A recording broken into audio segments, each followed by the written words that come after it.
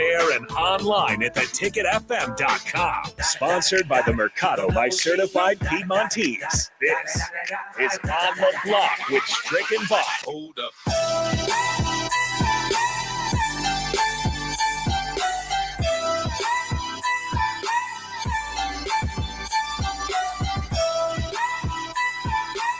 Happy Tuesday to all the ticket listeners out there. I am Jake Bakubin, and he is Nate Britton, subbing in for the Husker Hall of Famer, longtime NBA vet Eric Strickland, who's down at NBA Summer League in Las Vegas. We will see. We might be able to connect with him before the show is over, but he's gotten some important meetings with, admittedly, more important people than me. So that's what's going on with Strick today. But we might be able to catch up with him. We are planning on catching up with Robin Washut here in a little bit to kind of break down what Fred Hoiberg had to say today. Of course, it's been a busy few days probably for him, looking for a replacement for Amon Gates. Sounds like some good news. Derek Walker might be shooting some threes this year. Oh, there you go. That's something that Strick will be very happy to talk about when he gets back, because he's been saying that that's what he needs his game to evolve to. And you wonder how much of that maybe means more, a new role for Derek Walker, maybe as a stretch four instead of the five that he's kind of been forced to play because they didn't really have a five. So we'll kind of see how that goes. Also, the news of the day, I think probably Markese Stepp has entered the transfer portal out of Nebraska's running back room. There are plenty of running backs, obviously, still to choose from, but it maybe never lived up to the hope or hype that he came from as a transfer from USC. But still had his big 100-yard game against Fordham last year, and then disappeared. Really, and that's been hit and miss running backs and choosing which guy to run with has been a problem throughout the Scott Frost tenure, and we'll see. Hopefully that does not continue, and we'll probably talk about that here in a little bit. But we want to open up with some Casey Thompson talk, because we've, of course, been talking about Chubba Purdy over the last couple of days as well.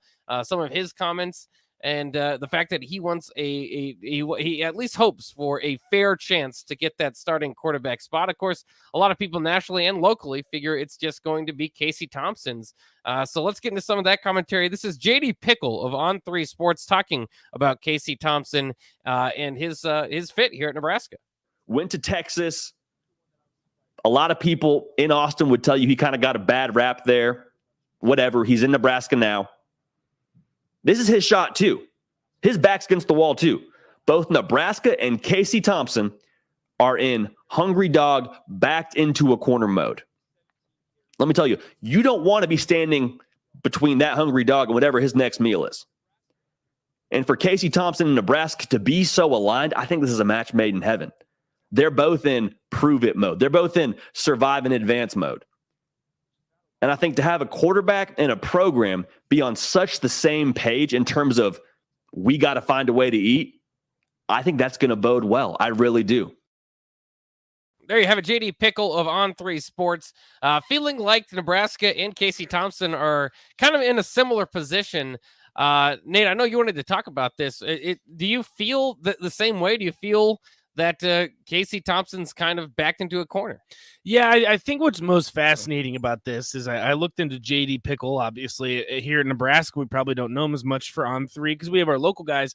This guy is a national college football podcaster for On3. So this is from the national perspective. This isn't from a Nebraska close within the program perspective. And I think that's what's so fascinating is most people assume that Casey Thompson is the starter.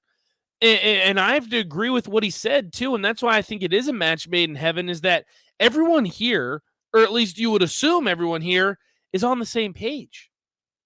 And I don't know if maybe that it doesn't include Chubba Purdy. I don't know what's been said behind closed doors to him. I don't know what's been said behind closed doors to Logan Smothers. But as I've said, you brought in Casey Thompson with Power 5 experience. You didn't bring him to sit on the bench. Like, you didn't.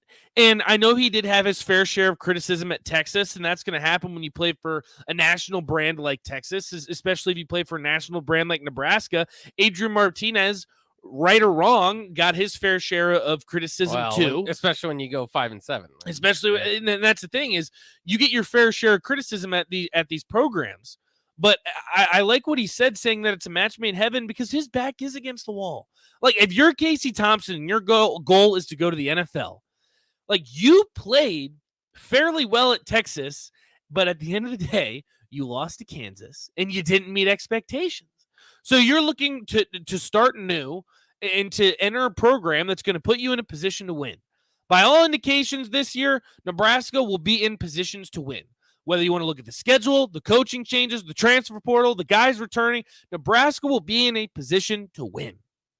And Casey Thompson is going to be at the forefront of that. That's why we can talk about Chubba Purdy and Logan Smothers all you want, but I just do not see a scenario where Casey Thompson isn't going into week 0 and he has been named the starting quarterback for at least 2, 3, 4 weeks. You're going to go in and you're going to say, this is our guy. And I know people like Chubba Purdy, and I think there's going to be a quarterback competition. I know people like Logan Smothers. I love Logan Smothers. I think that he was done dirty in that Iowa game. And I think Logan Smothers put Nebraska in a position to win, and they absolutely should have won that game. For a redshirt freshman to be thrown into that position in the last week of the season against a team that was 8-3 and ended up winning the Big Ten West, and for you to be up by 20 going into the fourth quarter as a redshirt freshman, I am all for Logan Smothers. But he's not Casey Thompson. He hasn't proven it at the Power 5 level. He hasn't played in the Power 5 at a Big 12 school that has expectations that are as high, if not higher, than Nebraska. And that's the other thing that people are looking at. It's not easy being the starting quarterback at Nebraska. It's not easy being the starting quarterback at Texas. Casey Thompson is going to be put in a position to win, and we will go into week 0 saying that he is the starting quarterback, and I'm excited to see it. I'm excited to see it too. I don't know if I agree as much as being put into a position to win. I think that there's a lot of, obviously a softer schedule, but there's a lot of questions, especially with the offensive line, that Casey Thompson's going to need, in fact, more help than Adrian needed from the offensive line, at least in the passing game, right? Obviously, you ask quite a bit out of your guys up front if you're going to do some quarterback runs and open up some holes for you and not to take some big hits there. But we expect to see a lot less of that with Casey Thompson, right? More of a handoff or sling it type of guy. I'm just worried about that offensive line still. And as excited as we can get for all the additions at, wide receiver and running back, I think that they may have come up a few short on the offensive line. We'll see. Some of those guys can progress. Obviously, right. Donovan Raiola was brought in to change the mentality. Which he should. He does. He's got a different kind of mentality to him. And maybe that can change a lot for Nebraska. Maybe this offensive line can go from one of the worst in the Big Ten to one of the best in the Big Ten, or at least at least a spot play that way, or at least, kind of middle pack of the Big Ten is all you could probably fairly expect. But, I still kind of hinge on that offensive line and think if you told me Nebraska's got an upper tier Big Ten offensive line, what do you expect the season to be? And then I can get on board with your prediction of like 8-9 wins, but give it to me. I'm not sure if I believe in that, or at least I have to see it first. Oh, and then the other thing is special teams, which have been a disaster. They've added Bill Bush as the special teams coordinator. Should help. You would hope. You hope helps, but again, it's kind of in your 5th year, it's kind of I'm going to wait and see until I believe. So there's still going to be some problems. I think it's also a given that the defense is just going to be as good or better because it seems like that's been the natural progression of things under Eric Shenander. It kind of has done that thing that you talk about with Scott Frost, where you're progressively getting a little bit better and a little bit better year in and year out. Well, at some point, you lose a lot, and they did, and so you lose 2 grown men at safety. Obviously, your All-American nickel guy and JoJo Doman, your run stuffer up there, and Damian Daniels. Just a lot of guys. Obviously, Cam Taylor-Britt, a special guy out there at cornerback. Now, they've added some pieces. O'Shawn Mathis, you expect to have a better pass rush, but I don't know if they're going to be able to be as good as last year's defense, which was solid. Altogether, the numbers weren't great, but at times, obviously, helped Nebraska stay in games. Oklahoma shut down Michigan State. Those sort of games, especially early on in the season. So that's why I'm still hesitant to say that Casey Thompson's going to be brought in a position to win, but he is being brought into an offense that suits him. And bingo. Like he was picked for that reason out of the transfer portal. Now they went after some other guys and maybe swung and missed a few times. But that was before Casey was in the transfer portal too. So it's kind of interesting. You would wonder if given all the options in the transfer portal, if he would have been there first, he would, Well, as athletic directors like to say, he would be our first option. No, I don't think Come so. on. But he would be, you have to figure he'd be pretty close there for this offense that they're installing. 402-464-5685, Honda of Lincoln hotline, Starter Heyman text line. We want to hear from you guys. Going to get to some of these texts. UNL student Cole says Casey had 6 touchdowns against Kansas, was not his fault. Thomas and Lincoln reiterates that. Truly, I love Thompson. It was the defense and play calls that cost Texas the KU game. That's absolutely true. Pete and Seward says, I think having a viable running game protects your quarterback more. Defenses can't just constantly decide to just blitz and bring pressure when you have to be afraid of getting gassed by the run. I think that's absolutely true. And then Andrew says, can the offensive line be worse in pass blocking than last year? Is it even possible? Going off of that, Andrew, too, Bach and I watched that Oklahoma game, which I think is the best standard that you can compare the two teams because it's the only team that they both played last year, Texas and Nebraska. Casey Thompson's offensive line at Texas was abysmal. It was as bad, if not worse, than Nebraska. So it's not like Bach. It was bad in the Oklahoma game. They were overmatched. It was completely. It was awful. So I think he's coming from a place that didn't have a great offensive line. Not that helps, but at least you're like, okay, he's not coming from the best offensive line in the country. Now he's going to be throwing the Nebraska offensive line. But this is the question. He certainly had better weaponry at Texas. He did something that probably should be considered. Xavier Worthy, one of the best wide receivers in the nation. Obviously, Bijan Robinson, maybe the best running back in the nation. Marcus Washington following him, though. Marcus Washington also helped out on that team. Did help out. Hey, he's in Nebraska. What was the I forget it. The former Nebraska commit Joshua Moore was actually on that team for a while, too, until he got in a fight with his wide receiver coach. I completely forgot about that, actually, but that is correct. Thomas and Lincoln, it was way worse. Listen, it was a bad offensive line, and statistics will show you that, but Pro Football Focus also didn't love Nebraska's offensive line. Here's the interesting question, and I want to ask you this, Bach, because I know we get kind of wrapped into the local media, and we are part of this, and a lot of what we say is what we go off of. Does it mean anything to you that national publications are already considering Casey Thompson the starter? Because we've had this discussion extensively, at least over the past couple weeks. People are high on Chubba Purdy. We've heard things within the program that the coaches are high on Chubba Purdy. But by all indications, the national outlets have already claimed Casey Thompson the starter. When you look at ESPN Plus's rankings of starting quarterbacks at Power 5 schools, Casey Thompson has already been decided the starter. Are we reading too much into this? Are we creating a quarterback battle that's not necessarily there? Because I would not be surprised, to be honest with you, within the next maybe 3-4 weeks, we know the starter. Because we're less than 50 days out of the Dublin Northwestern game, which is awesome to say, and I am so pumped up. Because I'm telling you right now, Nebraska's starting 3-0. I don't care what anyone says. They're not losing to Northwestern. They're terrible, and they're not losing to opponents that don't even play in the Power 5. Get out of here. Nebraska starting 3-0. Give it to me. I don't care who the starting quarterback is. You could throw Nick Sainert at starting quarterback. We're beating those 3 games. We're starting out 3-0. Give me that all day.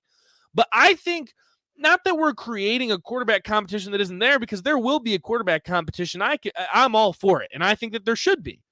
But listen, in the next 4 weeks, if Casey Thompson's named the starter, it wouldn't surprise me at all.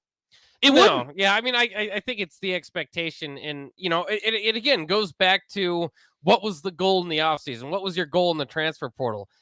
To be honest, if they had Logan Smothers and they just brought in Chubba Purdy, who didn't have a whole lot of experience, about as much as Logan. Yeah, about as much as Logan.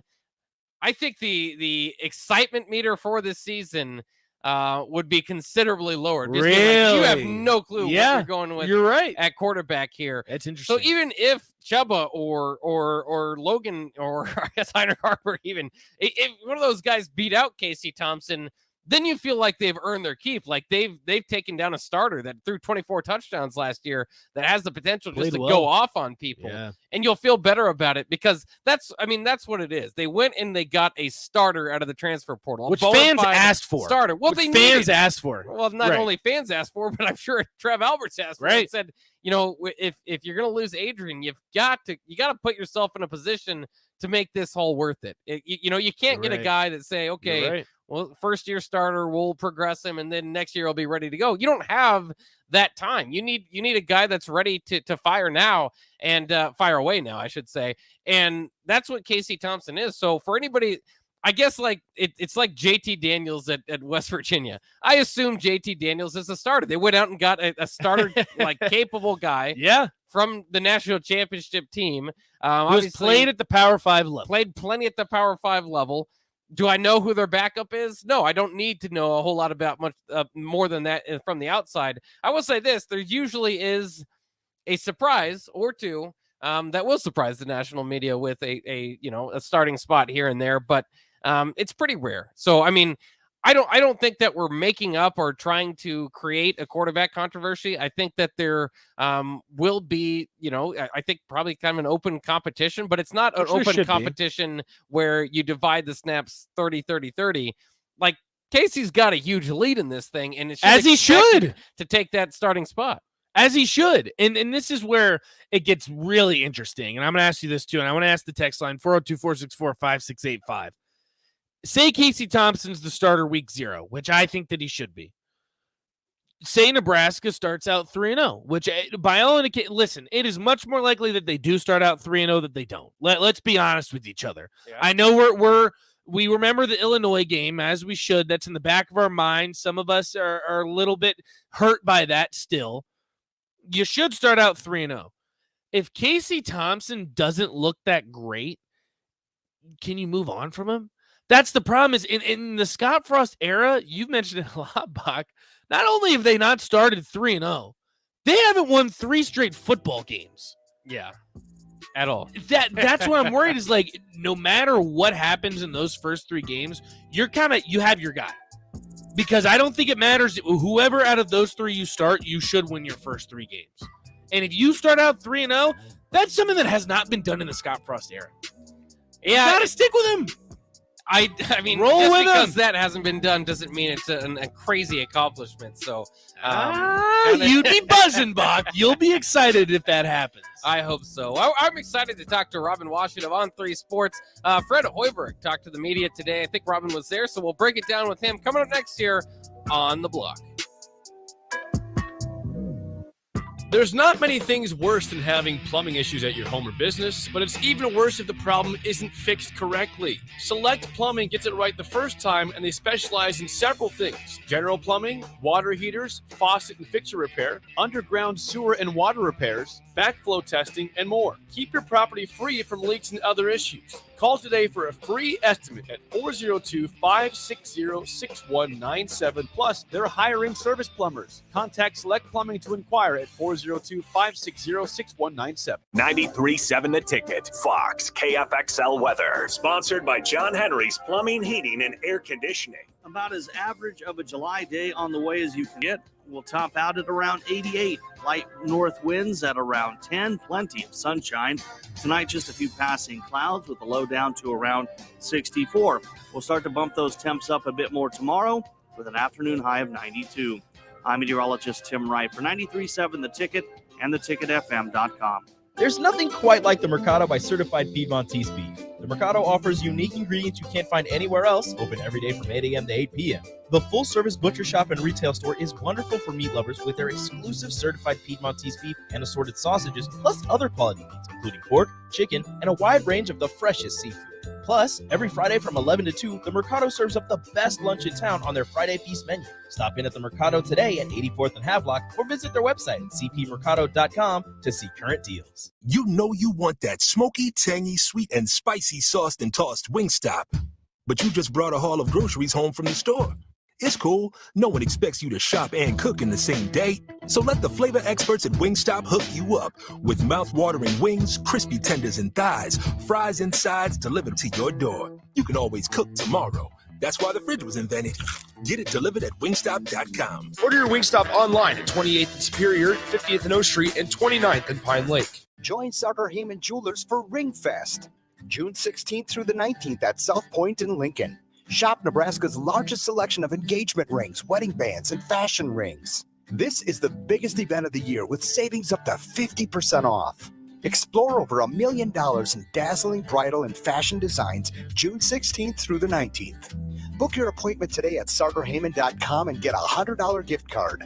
Sartor Heyman Jewelers, a Nebraska tradition since 1905. Registration is now open for all fall sports leagues through Lincoln Parks and Rec.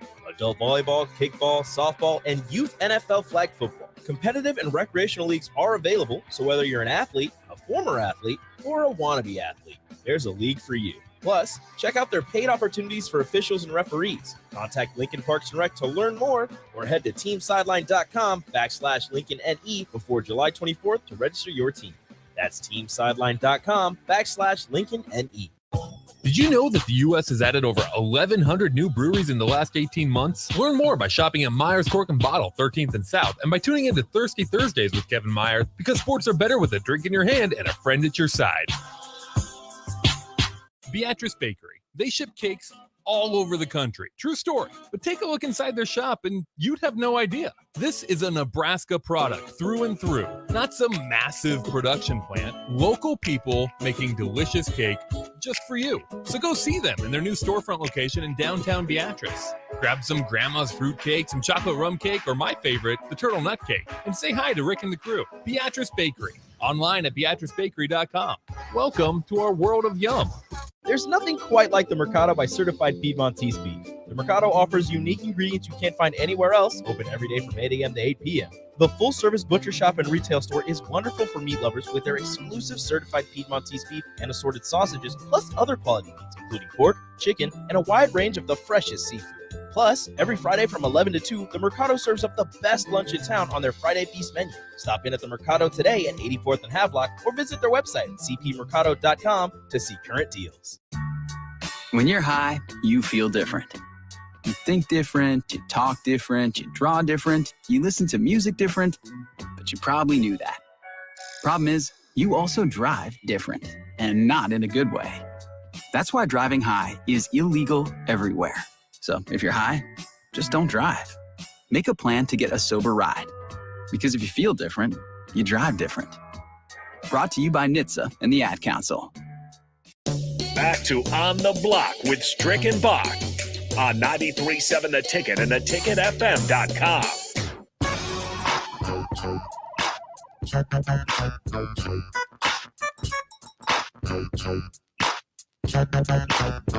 We are back here on the block. Once again, a reminder that Strick is he's down in Summer League. He's down in Vegas, so he's doing some scouting of his own, also some business down there. So we'll see if he's available to stop in at any point today. But don't worry, we still got your basketball fix for you because we have Robin Washut of On3 Sports joining us now. Robin, how are you doing today? Doing all right. How are you? Oh, not too bad. It's good to hear from you, and I know you've got some news for us because Mr. Hoiberg had a press conference today. What was your biggest takeaway from that? Obviously he addressed the Armand Gates situation that broke on Friday.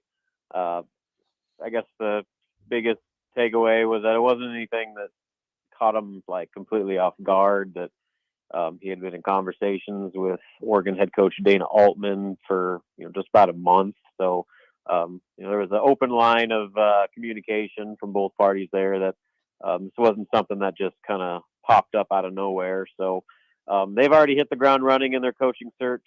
I guess the good news is that it wasn't too long ago that Fred had to do this exact same process before when they replaced Matt Abdelmassi eventually with Adam Howard. So I'm guessing he's got a pretty good list of guys that he was going to already go after, that the calls being made, kind of looking into backgrounds on certain guys and going over it with the current staff. So they're already putting the wheels in motion on filling that role on the staff. But it's interesting that they're not going to like rush this decision. Like, it's not something that, the timing is not good. There's no way to paint that whenever a coach leaves in July, right before official practices start in August, and right in the middle of the peak of the recruiting calendar. That's a tough deal. But they're not going to just take a guy just to fill the spot as quickly as possible. They're going to try to find the right coach who fits what they want to do and checks all the boxes of what they're looking for. So even if that means, missing the second of the two major July live evaluation periods, the first one was this past weekend. The next one is in a couple weeks. If they still haven't got a guy hired by then they're willing to just kind of make do and have other staff members pick up the slack there. So they're going to take their time with it, but I would imagine, probably by the end of the month, you would think there would probably be some movements on hiring a coach, just because the season is so close to getting rolling here, and like I said, fall practices here start not too far away. So we'll see kind of what they do with there. But as far as what they're looking for, he said they wanted a well-rounded coach. I'm sure that they will prioritize some on-court instruction, particularly maybe with guards, because that's what Armand Gates kind of specialized in. He was the kind of primarily backcourt, on-court instructor for them. So that's probably one area they're going to look to try to fill, but also, they need some more pop on the recruiting front, with this full staff strategy now that they're taking, with everybody having more of a say with recruiting, having someone with some legitimate recruiting chops, or at least some built-in relationships and connections that Nebraska can take advantage of right away, I think is going to be a top priority. So that's the type of coach that I would anticipate them going after. And like I said, while they're not going to rush this decision, I don't think it's anything that they're going to unnecessarily draw out, especially the fact that, it was back in April that Fred was going through this exact same process. So I'm sure he has a pretty good idea of guys he wants to target. It's just a matter of how quickly they can get it finalized and get that staff completed again.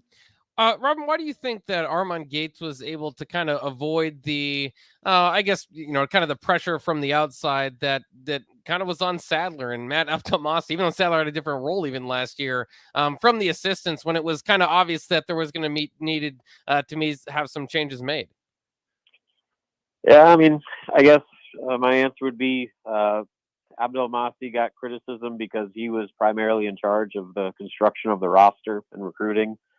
So, if you want to look at the talent or lack thereof at certain spots, he was the first guy to point the finger at.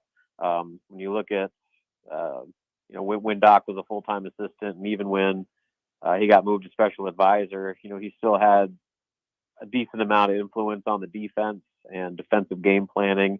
And so when Nebraska's defense wasn't good, he was the easy guy to point the blame at there.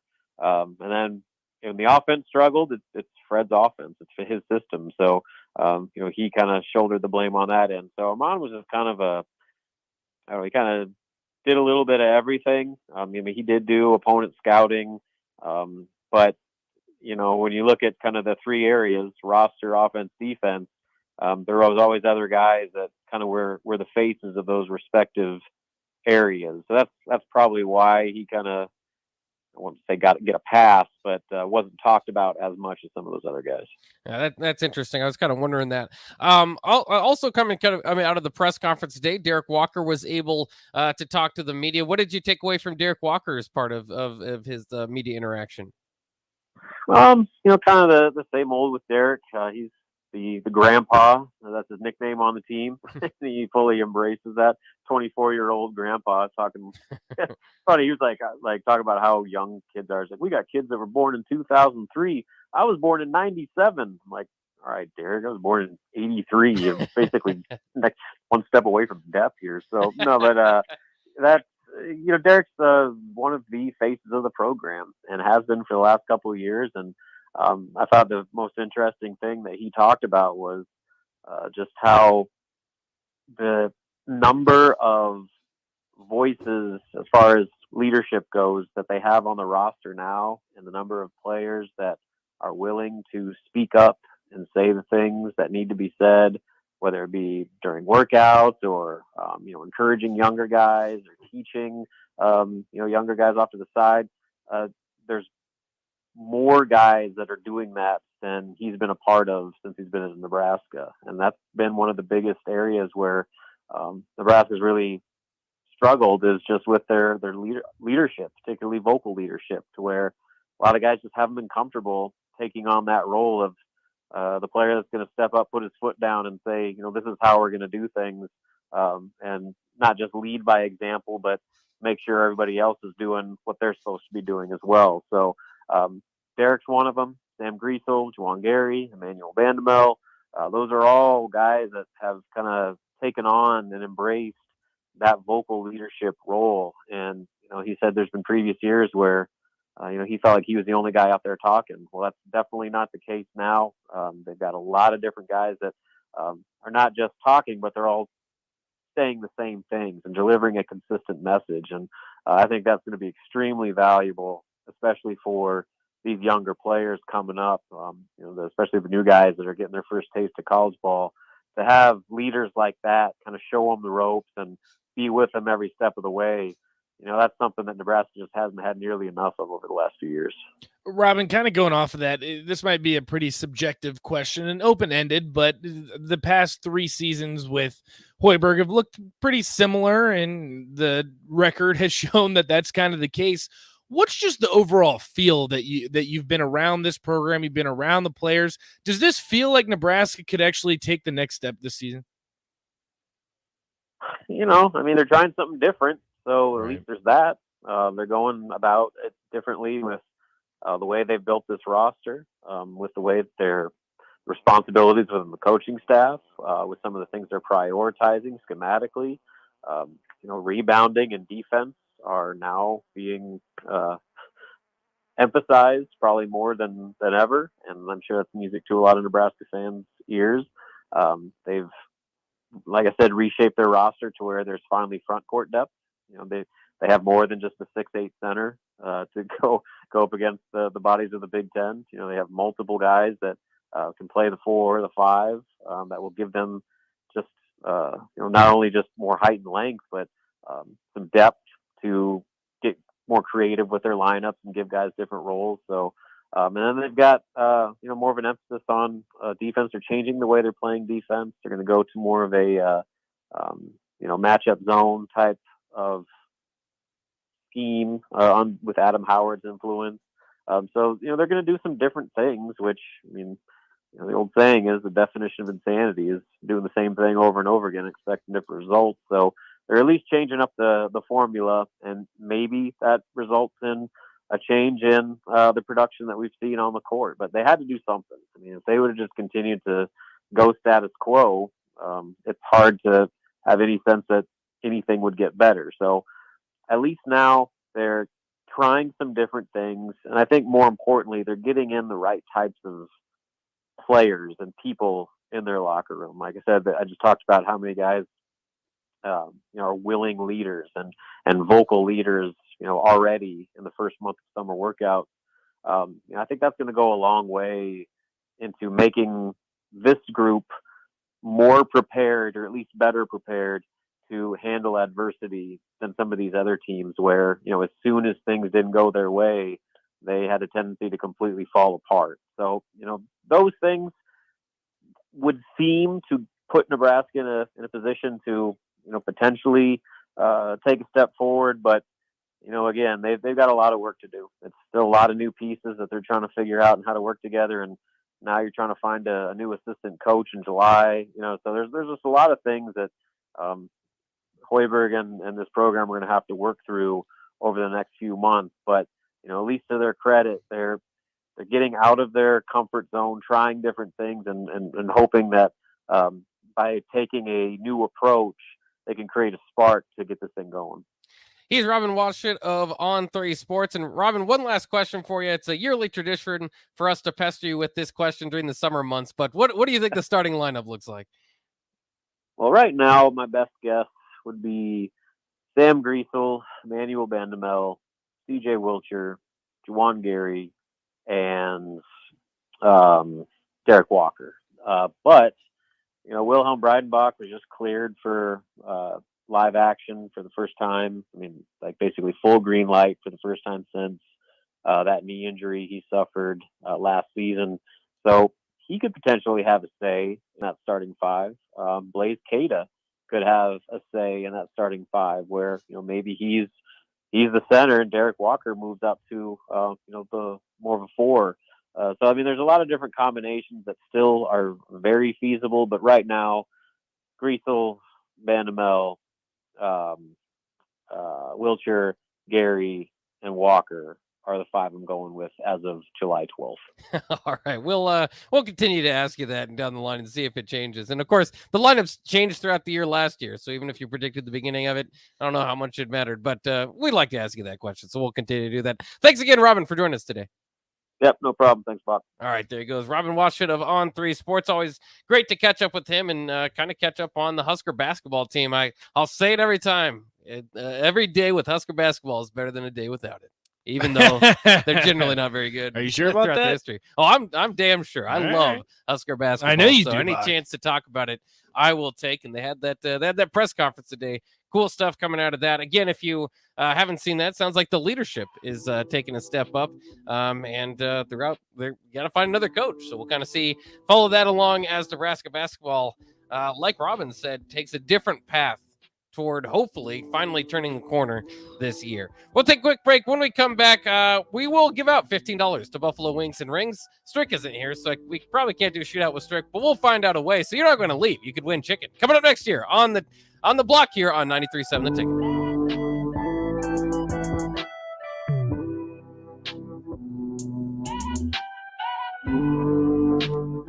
There's nothing quite like the Mercado by Certified Piedmontese beef. The Mercado offers unique ingredients you can't find anywhere else, open every day from 8 a.m. to 8 p.m. The full-service butcher shop and retail store is wonderful for meat lovers with their exclusive certified Piedmontese beef and assorted sausages, plus other quality meats, including pork, chicken, and a wide range of the freshest seafood. Plus, every Friday from 11 to 2, the Mercado serves up the best lunch in town on their Friday Feast menu. Stop in at the Mercado today at 84th and Havelock or visit their website at cpmercado.com to see current deals. Work, laundry, dishes. I was exhausted. I needed a vacation, but finding a way to pay for it, not so easy. Then I found it, a research study at Solarion. I searched the studies and found a perfect match for me. It was so easy. I earned cash for the study and booked that vacation.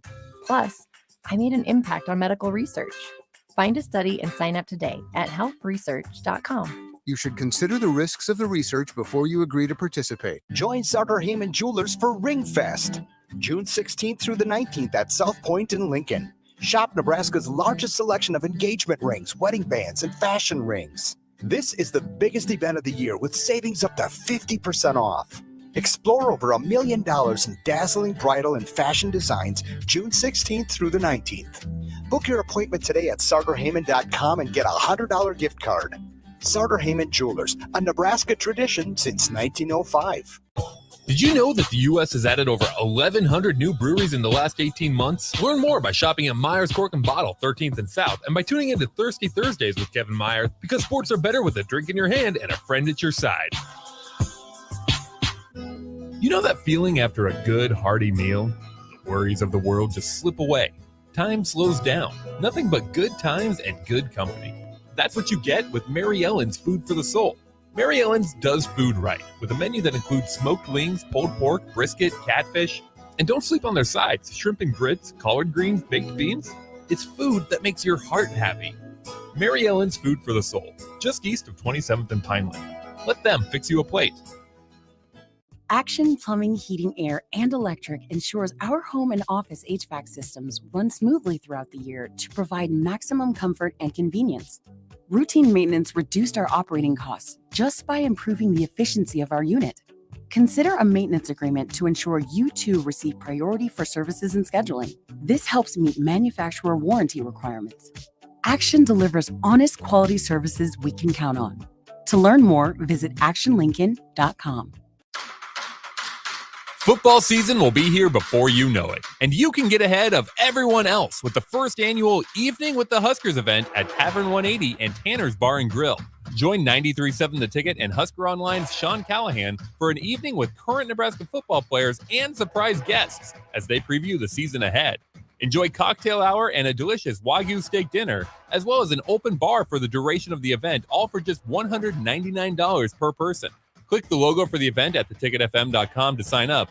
Don't delay, this will fill up fast. Don't miss your chance to meet and greet with Husker football players at Tanner's Bar and Grill and Tavern 180 in Lincoln at 30th and Yankee Hill. Sign up today at theticketfm.com using the Evening with the Huskers banner. It's an evening with the Huskers to preview the 2022 Nebraska football season at Tavern 180 and Tanner's Bar and Grill at 30th and Yankee Hill. Presented by Husker Online and 93.7 The Ticket. You know you want that smoky, tangy, sweet, and spicy sauced and tossed Wingstop. But you just brought a haul of groceries home from the store. It's cool. No one expects you to shop and cook in the same day. So let the flavor experts at Wingstop hook you up with mouth-watering wings, crispy tenders and thighs, fries and sides delivered to your door. You can always cook tomorrow. That's why the fridge was invented. Get it delivered at wingstop.com. Order your Wingstop online at 28th and Superior, 50th and O Street, and 29th and Pine Lake. Victor deployed for the first time to Afghanistan in 2003. At 4 a.m, my phone rang. They said, "I regret to inform you that your husband was wounded in action." Victor sustained a moderate traumatic brain injury. I was doing school full-time, and I was also then caring for Victor. One of the most important elements of caregiving is taking care of yourself. I just didn't want to forget that I also had goals and that I also had a life. What I did is I challenged Victor to meet me halfway. There are almost 6 million military and veteran caregivers across the nation. We have our own journey, and we can fulfill that journey at the same time that we are helping our loved one. Visit aarp.org/caregiving for a free military veterans guide to navigate your caregiving journey and better care for your loved one and yourself. Brought to you by AARP and the Ad Council. It's time to play Shootout with Strick. Call now, 464-5685, to take your shot against Eric Strickland. Shootout with Strick. Brought to you by Buffalo Wings and Rings. Time to play the game!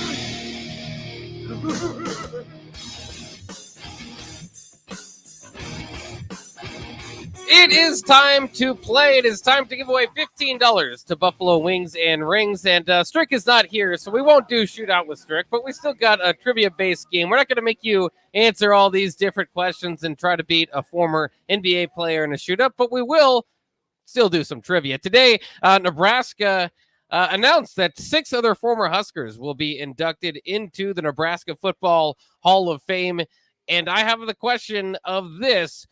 What year did Prince Amukamara, one of the Huskers that will be inducted into the Nebraska Hall of Fame, what year did he win Big 12 Defensive Player of the Year? Answer that, and you get $15 to Buffalo Wings and Rings. Give us a call, 402-464-5685 if you know that. We do have Kent on the line. Kent, do you know the answer to my question? I'm going to say 2010. Was it 2010? Sorry, I got to turn it up. Dramatic effect. Pause for dramatic effect. Boom, shaka. Oh, you got it. Yeah, it was 2010. So congratulations. Kent, didn't take too long to get our winner today. You go home with $15 to Buffalo Wings and Rings. Are you a big Prince Amukamara guy? Oh, I guess so. But 2009 was in Dominican Sue, so I know it wasn't that year. Yeah, it was just the year right after that. Those were the great days of the black shirt defense. But thanks for calling in, Ken. Congratulations. I'll come get it. All right, sounds good. There he goes. Kent is your winner today. And again, Prince Amukamara, probably at least the I wouldn't say the most well known, but certainly for the younger generation is as part of this class. First team All-American, Big 12 Defensive Player of the Year, like I said, in 2010. Ended up as a finalist for the Thorpe Award as a senior, first-round draft pick. Unfortunately, the last first-round draft pick still for Nebraska, but he made 99 career starts in 9 NFL seasons. Of course, drafted by the Giants, really had a pretty good career there at times with the Bears, and was just part of a duo. When he mentions that Ndamukong Suh year Kent did with 2009. It's kind of funny how it went from, at the beginning of the year, you're going, I don't know how great this defense is. Bo's supposed to be a defensive guy. 2008, it was a solid year. It looks like it's heading in the right direction. And then by the end of that year, and you knew Ndamukong Suh was good. By the end of that year, they just had a wealth of talent everywhere. And those cornerbacks were a main reason for that. Alfonso Dennard and Prince Amukamara for that 2009 and 2010 defense. Just lockdown type corners.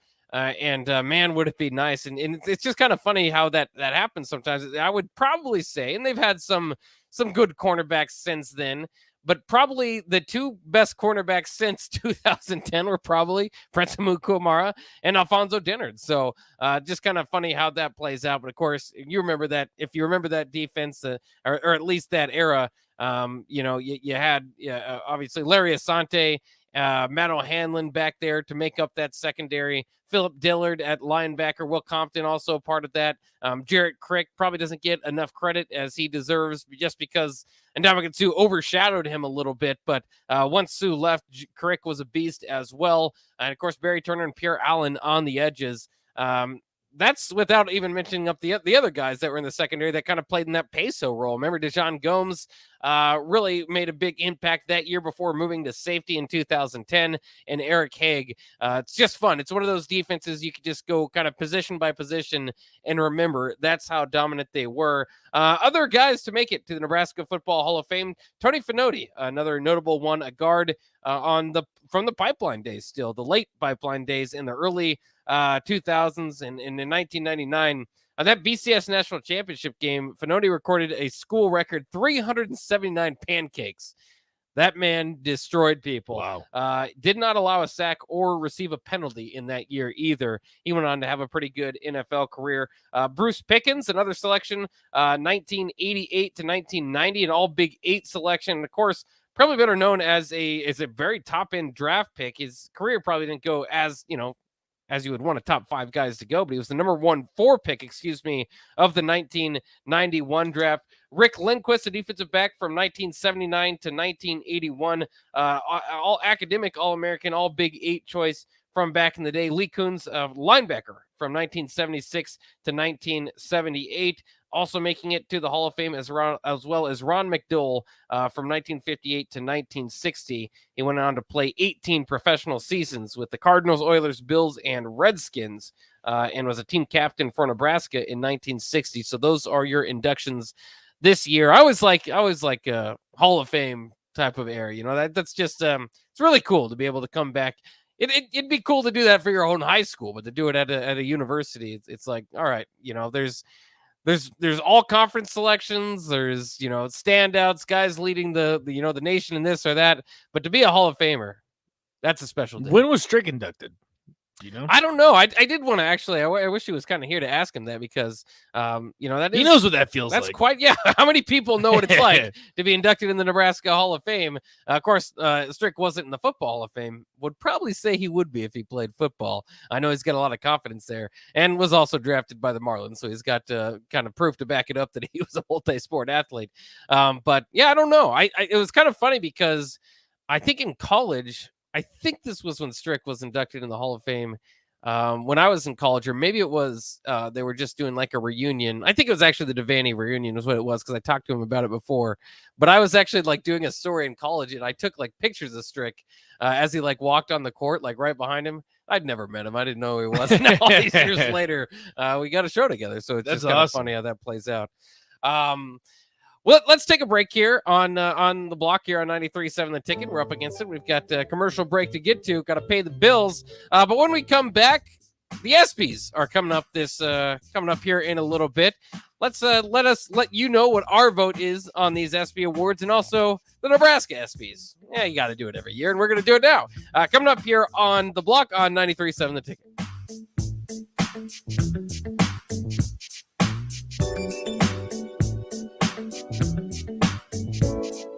With your Southeast Community College High School Minute, I'm Gus Cottle. With American Legion baseball scores from this weekend, GBG Northeast defeated Carpetland 6-5. Hickman defeated Eastview 13-12. Hickman defeated Renner, South Dakota 4-3. Omaha Gross defeated J.C. Brager 9-1. Kickapoo defeated Waverly 6-4. Pinnacle Bank defeated Cavaliers Moon, Kansas 6-3. And Waverly defeated Cavaliers White, Kansas. Omaha native and former Creighton Prep soccer standout Eddie Gordon recently made his debut for professional soccer club Union Omaha. At Creighton Prep, Gordon led the Junior Jays to 3 consecutive state titles and won back-to-back Nebraska State Gatorade Player of the Year awards. Gordon signed with Union Omaha in April and recently made an appearance for Sporting Kansas City. This has been your Southeast Community College High School Minute. Learn more today at southeast.edu with locations in Lincoln, Beatrice, and Milford. Registration is now open for all fall sports leagues through Lincoln Parks and Rec. Adult volleyball, kickball, softball, and youth NFL flag football. Competitive and recreational leagues are available, so whether you're an athlete, a former athlete, or a wannabe athlete, there's a league for you. Plus, check out their paid opportunities for officials and referees. Contact Lincoln Parks and Rec to learn more or head to teamsideline.com/LincolnNE before July 24th to register your team.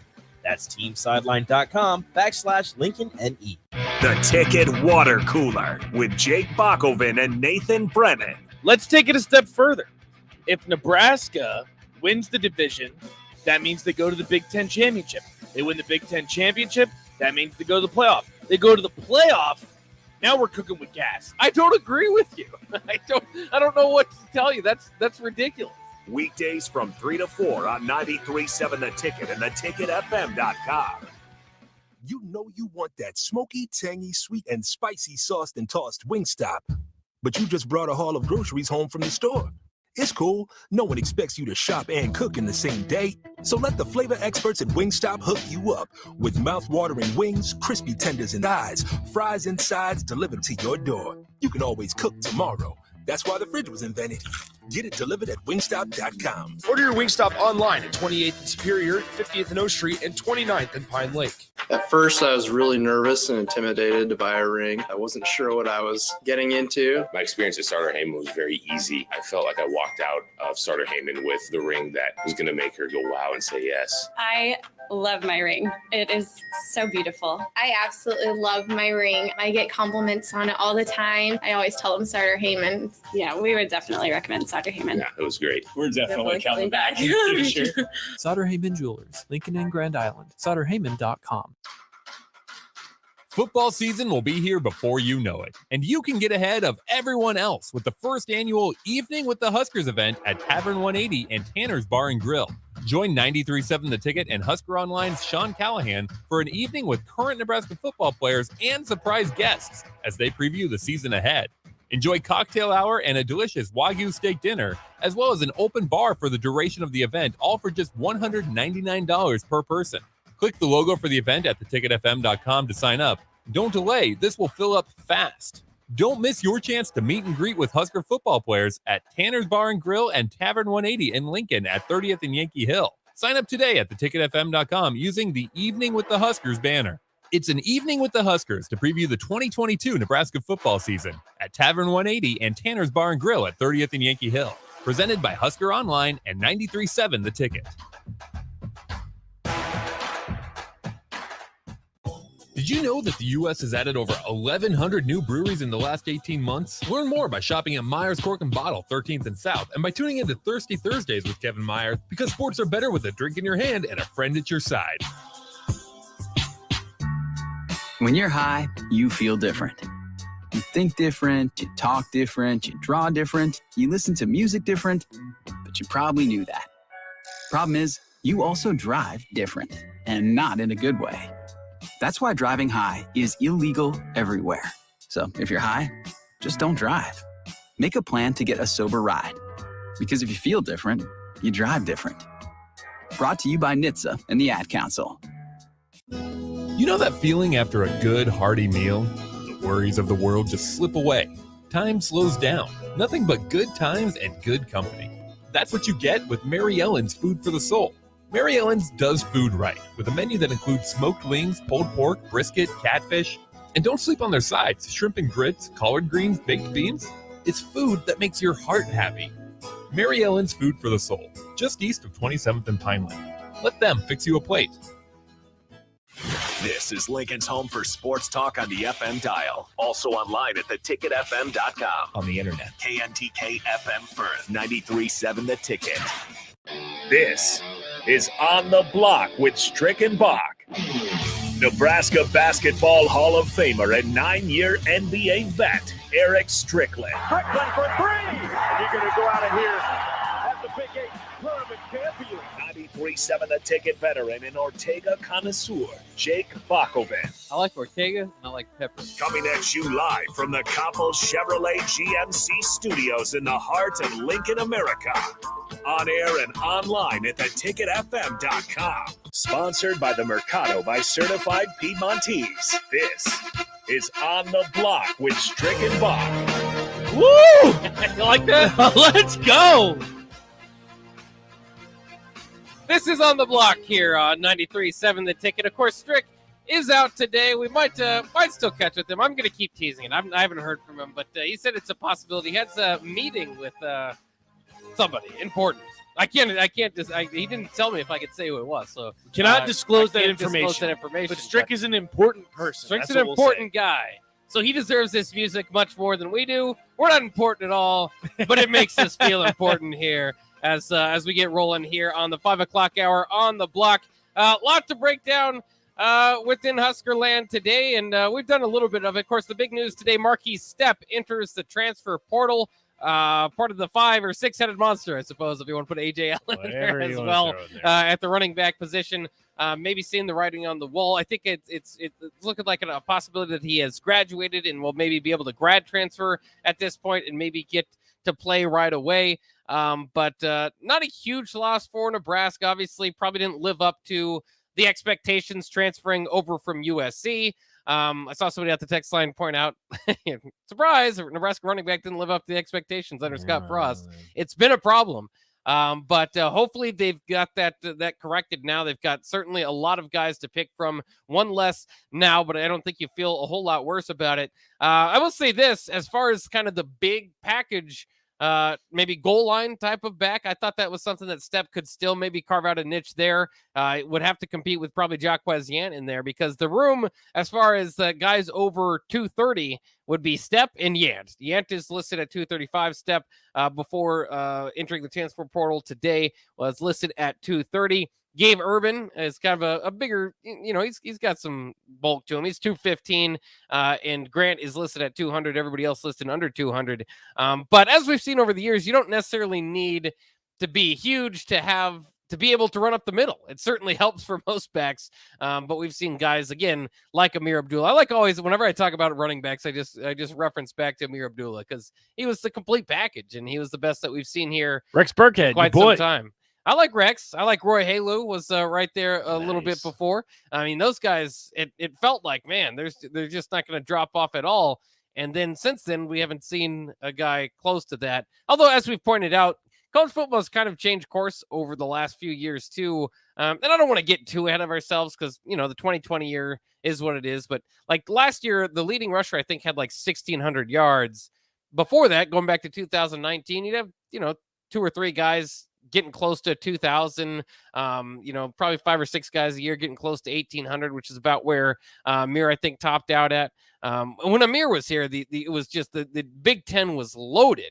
It was tough. I mean, there were so many guys at the running back position. I'd like to go back and look at just who was all there, because it was going to be tough. If you were going to be on like the 6th team of the Big Ten, you'd still be a respectable running back, because it was just stacked at that time. And times have just changed a little bit, but still it would be nice to have a running game that you can believe in and that you can buy into. And we talked about it earlier, but just to hit on it again, when you look at the new offense coming over, I personally feel like it's going to be a lot of pass, maybe pass even to set up the run, more so than just have a bell cow back and go behind that guy. I think you're going to see a combination of guys. I think Ramir Johnson, we've heard, is going to kind of play in the slot a little bit. I think he'll still get his carries. I think that you're going to see, Gabe Irvin step up and challenge Anthony Grant for that position. We've talked about Yant. He's kind of got the physical build to really step up and be a big time player. And at times it was just kind of the playbook, or, being too young or whatever. Maybe he's kind of fixed that. So I don't know if it's out of a lack of, it's certainly not out of a lack of options that you're going to have a bell cow back. You just got a lot of different guys that can give you different looks. And I think at times that's great. At other times it might hinder them from getting a guy warmed up. I think the biggest factor in this, and also Space Cadet has jokes, we would have to make it to the goal line to use him there. I mean, that's Space Cadet. That is, you're not wrong in saying that. I think that the biggest aspect of this is like you said, the offensive scheme. I hate always bringing up Adrian Martinez because I feel like I'm just the Adrian Martinez hater, and I just keep using that as an example. Martinez no, I'm excited for Casey Thompson. I'll tell you right now, I'm excited for a change. Like more than anything, Adrian Martinez in Nebraska needed to part ways. I mean, this was mutual. This isn't just a Nebraska thing. I'm just excited to see how these running backs react and how they perform in a different offense because. Again, you were centered around Adrian Martinez. That was the offense. He was the leading rusher for crying out loud. That's not going to be the case. Casey Thompson is going to be probably the third, more than likely the fourth highest rusher on the team. Similar to Kenny Pickett. Kenny Pickett was the fourth highest rusher on the team. That's something we haven't seen in Nebraska in a while. It's been a long time. And I love that I love the stacked quarterback room. And I know fans are worried that we're not going to have that number one running back, the ground and pound. Look, is that really what you want?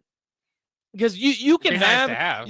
But that's the thing is you can have the Wisconsin offense, you can have the Minnesota offense. I'd take Braylon Allen, yeah. But this is the thing though, Bach, and I brought this up before, and I know hindsight being 2020, sure, you would take Wisconsin any day of the week, but Wisconsin is no closer to winning the Big Ten than Nebraska.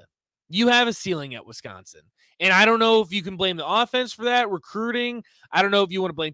You can point to a number of factors. But Wisconsin, at the end of the day, it looks great on paper. You get all these rushing yards. Guess what? Wisconsin's ceiling is 9-10 wins.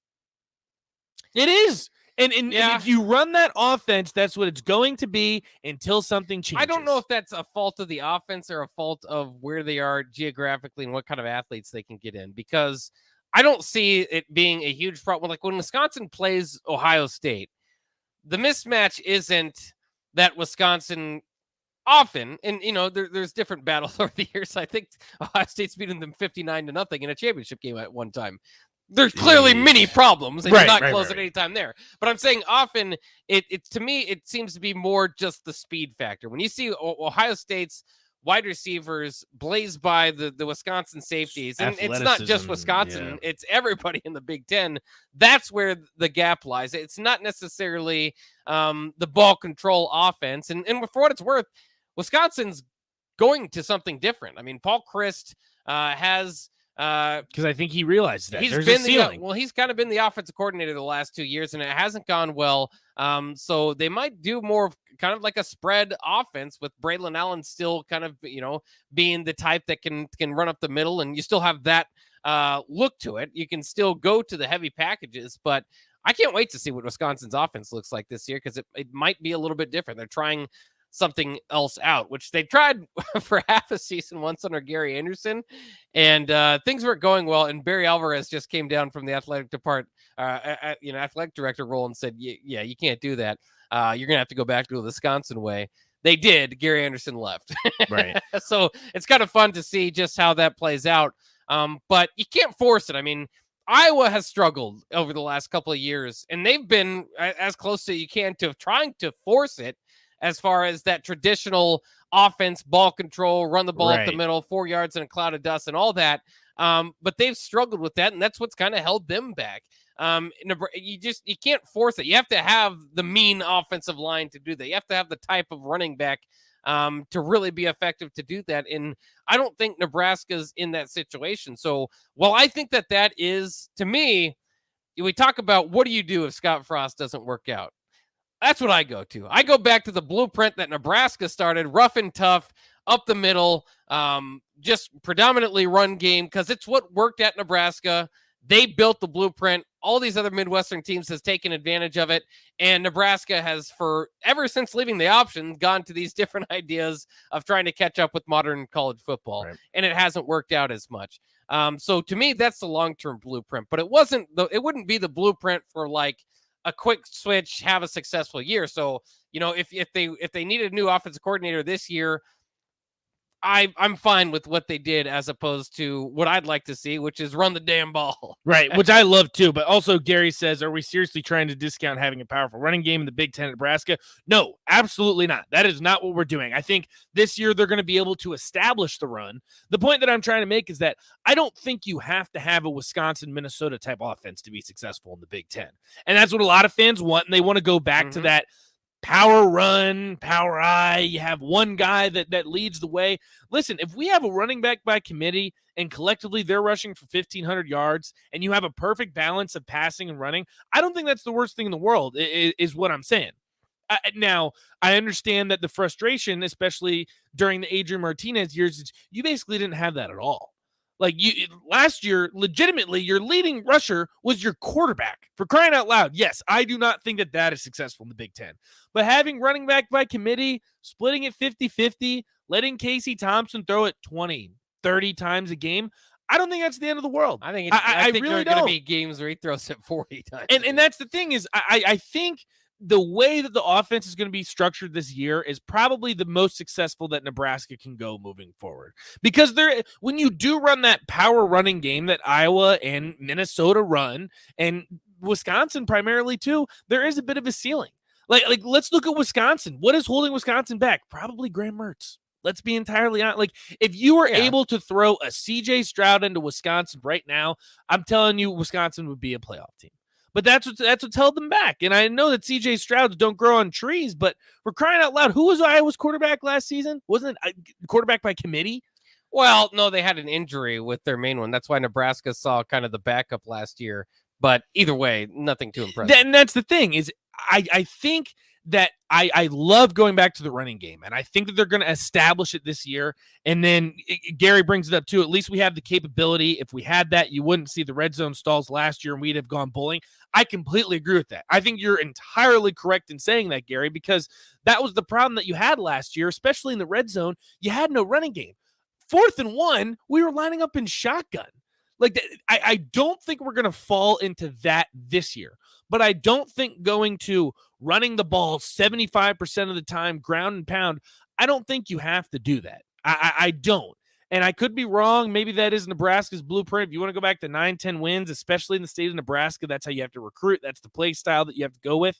Sure, fine. I just don't think you have to do that. I don't think you have to go to that extreme, especially with a quarterback like Casey Thompson. I don't think you necessarily have to go to that extreme, but it's again, it's the blueprint. It's what's working. It's what's worked at Kansas State. It's what's worked at Iowa. It's what's worked at Wisconsin. It's what's worked at Minnesota. And I just don't understand why Nebraska feels like they have to go away from it, because Nebraska, hypothetically, with that, getting going, you have to be able to identify recruits better. Obviously, Iowa and Wisconsin have done that at the offensive line position. So you got to, for years. You can't just say this is going to be our identity and boom, you can just do it like the guys that do it. You have to be one of the best people to get it going, and then you're going to have years where it stalls and where it doesn't. But the idea to me behind it more so is that you're going to recruit better skill position players at Nebraska than you will in those spots, and that can propel you forward. But Nebraska made the switch from option football in 2003, after 2003. And the idea was, well, now we can get NFL quarterbacks. Now, finally we'll get a 1,000-yard wide receiver. It's been almost 20 years. You had one NFL quarterback that was drafted who was the worst college quarterback probably amongst the group in Tanner Lee, and one 1,000-yard wide receiver in a 4-8 season. I'm sorry, I don't know what else to tell you. I'd go back to the blueprint, but I don't think that, like I said, I don't know if that's not something that you could just force overnight. So I don't know if that's like what they should have went to in this specific college instance. Football is just different, Bach. I mean, you have to be able to go read that magazine. Go read that magazine that you bought the other day, the 1995, leading up to the 1995 championship. I was reading through it a little bit too much today. Probably took away some of my prep, but now that I'm bringing it up, it helps. It's the same type of idea. There was, Nebraska was obviously very hot at the time, coming off a national championship and a national championship appearance before then. So we're kind of in a completely different conversation in that degree. But there is still the just tone going into that game that Florida is the new wave. This young Steve Spurrier guy and this air raid attack with Danny Warfel, just too much speed for Nebraska. And their outdated, tough as nails group is not going to be able to keep up with it. That was obviously proven wrong. Nebraska had destroyed Florida. Yes, 25 years ago. Right. But I mean, that's the thing is college football. There's a reason that teams like Wisconsin have a ceiling. But Nate, you have to use something unique at Nebraska. If you try to do what USC and Ohio State whoa. I'm not saying that. I'm saying that you need to be a little bit more balanced is the only thing that I'm saying. Is if you go to this Iowa, Minnesota blueprint, which Nebraska has had in the past, I think there's a ceiling. I think there is. There definitely is a fear of that. Because of what you've seen with Wisconsin. Wisconsin's basically that proof. But again, Wisconsin's had one quarterback worth his salt, Russell Wilson, for a rental for 1 year. Imagine getting even throw them a Tommy Armstrong, and he'd be their second best quarterback since like the early 2000s. You're right. I mean, that's what I think is, yeah, there might be a ceiling. You obviously need, what those teams also have. And again, I think there's just this idea that you can just kind of go to that mentality, and that's what I don't want it to make sound like I've just got a perfect idea and you throw it out there, and once they start running that, it's going to be great. You have to have a great offensive line, and you have to have a great defense. You do. And those Nebraska had. Those in the are 90s. completely out. That's what Nebraska had in the 90s. That's what Wisconsin and Iowa have had throughout their run. And it's what Minnesota did last year. A lot of ball control, don't get me wrong. That was a top 10 defense in Minnesota. Right. Same problem as Wisconsin. When they played Ohio State, they couldn't keep up with their wide receivers. They don't have the speed to do it. I just feel like if you go with that attack, and if you're at Nebraska, you can recruit slightly above that level, and maybe have some guys at those skill position players, and the secondary that can keep up with those guys. And of course, that was a little bit of the transition too that Tom Osborne made when that team kind of took its big run, is getting a little more speed at the skill positions. Again, different time. I think that goes without saying, but it was 25 years ago. What worked with Eric Crouch winning the Heisman, that's not the case anymore. College football's changed. CJ Stroud is the Heisman favorite, and he's projected to throw 40, 45 touchdowns. Yeah, but this year. say that it's just changed. I get that there's special, like Kenneth Walker. I mean, it's a pretty good. He wasn't even a Heisman finalist. But he was. I mean, he led the nation in rushing. I understand that, but what got Michigan State a Peach Bowl? Which again, Nebraska would take, but that's what I'm saying. So got Mel Tucker what he wanted. But yeah, but that was without a very good defense, by the way. That gives you a ceiling. You have to look at these teams that are being propelled. Doesn't give you a ceiling though? Like I said, if you're going to try to do the same thing that Ohio State and USC do, except for they have access to better players, all I'm how saying are you is you have to have a balanced attack. Is the only thing that I'm saying. And I think this year is going to be the perfect example of that balanced attack, and I hope that it shows up on the field, is that you do have a running back by committee room that can ground and pound. You do have Casey Thompson, which has the ability to pass the football. He showed that at Texas. I just think you need a little bit more of a balanced attack is the only thing that I'm not saying like go back to the option, although I would love I know you would, and I know that you would love the running at 75% of the game, manage the clock, the Minnesota offense. Grinding people down, and I understand, quarter, and I love it too, and it's awesome. But in today's college football, you can't only rely on that. Well, continue to tell me about that, and then tell me who's winning the Big Ten West year in and year out. And how many times did the Big Ten West won the Big Ten? Well, right. Again, the Nebraska elevation in recruiting is hopefully the part that helps Nebraska in that conversation. Bingo. But it's I just feel like it's there. It's the blueprint. It was established by Nebraska and then ignored for 2 decades while the other Midwestern teams adapted it and have had major success with it. I don't think it's that hard to do this, and it's all from going to this modern football idea that you're kind of throwing out there. Now, don't get me wrong. I think again, we argue a lot, but I think we have the similar ideas in what we want to see eventually. I just think I don't want Spencer Petras to be Nebraska's quarterback in my idea of going back to the blueprint.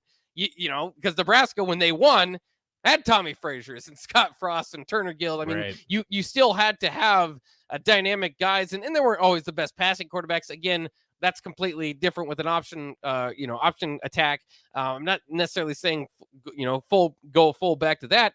But again, Wisconsin's kind of got frustrated with what with the blueprint, like I'm saying, is they've went away now twice from that offense. But I don't like the idea of college football has changed because partly it is that it goes in circles. I understand that the passing game and everything's kind of been set up to get more offense out in the field and all of that.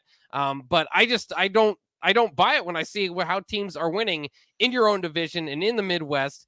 And then again, you hope that Nebraska could somewhat elevate that with their skill position recruiting. Is that your goal? Also, Texas says, I'm just saying, if you're one of those people that say, where does Nebraska go without Scott Frost? That's my first answer.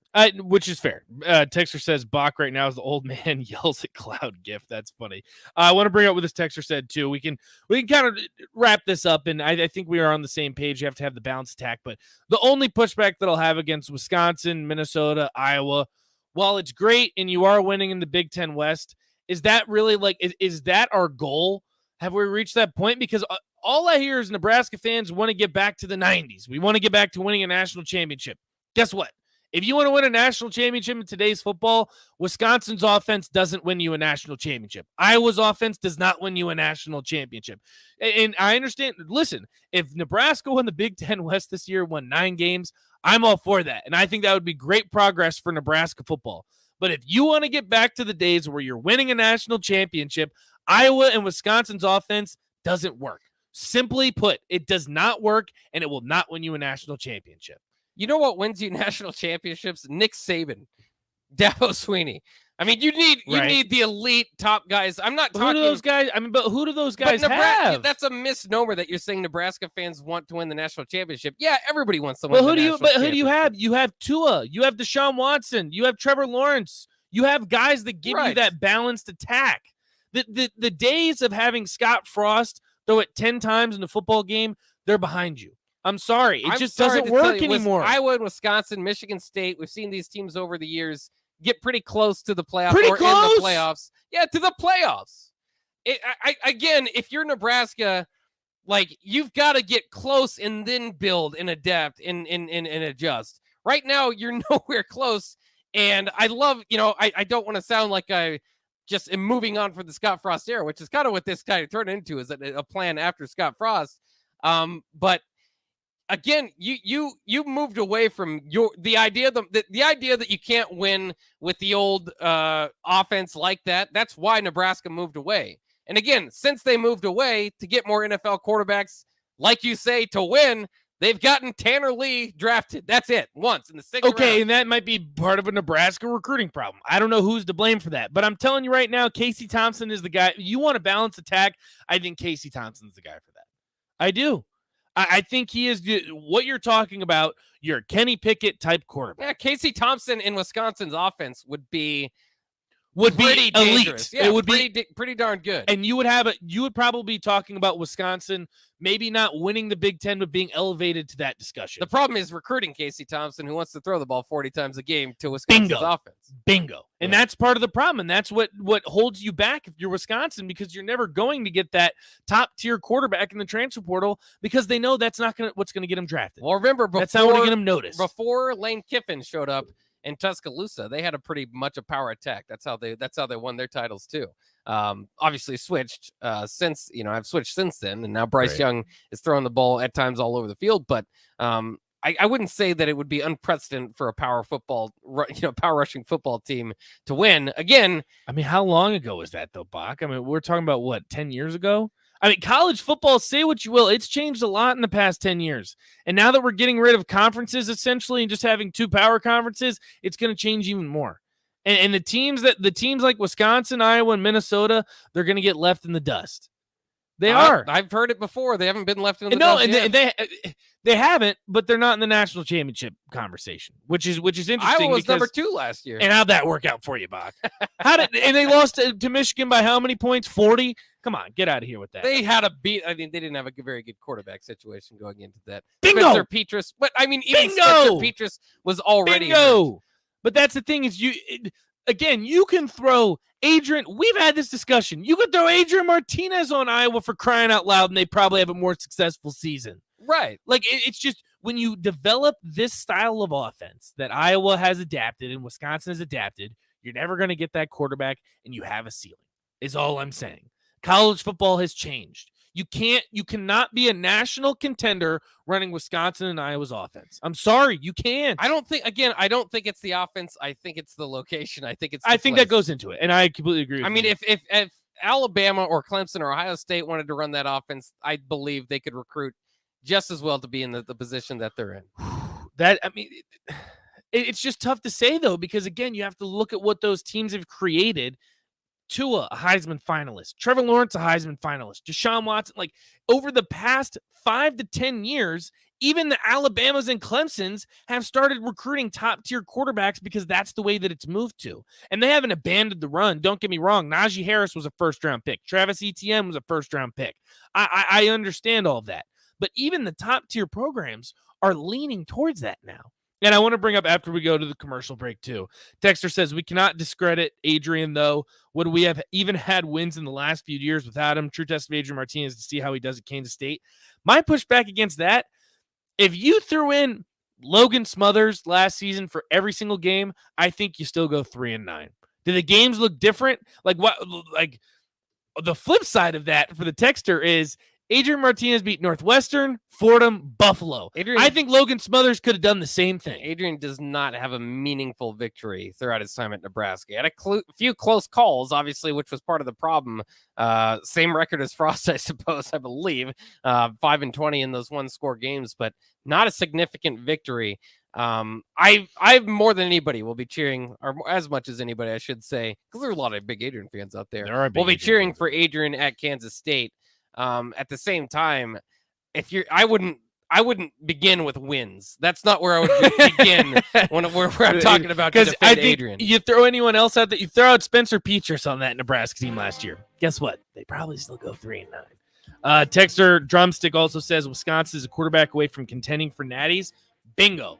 I think you're entirely right. But the problem is that's my point. But you've established this offense that they're never going to go there. Because Graham Mertz, you 5-star recruit. Graham Mertz, how's that working out for you, They Bob? got the wrong 5-star, but Mertz, that's a start. Graham Mertz went 150 passes without throwing a touchdown, for crying out loud. And you are, and the thing is, if you're Wisconsin, you are a quarterback away. If you take Quinn Ewers and you put him on Wisconsin wins the national championship. Ewers hasn't taken a college snap. Hey, slow down. Watch what you say about Quinn Ewers. He could be the next Graham Mertz. We'll see. We'll see. All right, we're done bickering for now, but 5 minutes from now we'll bicker. More bickering coming up next here on the block on 93.7 The Ticket.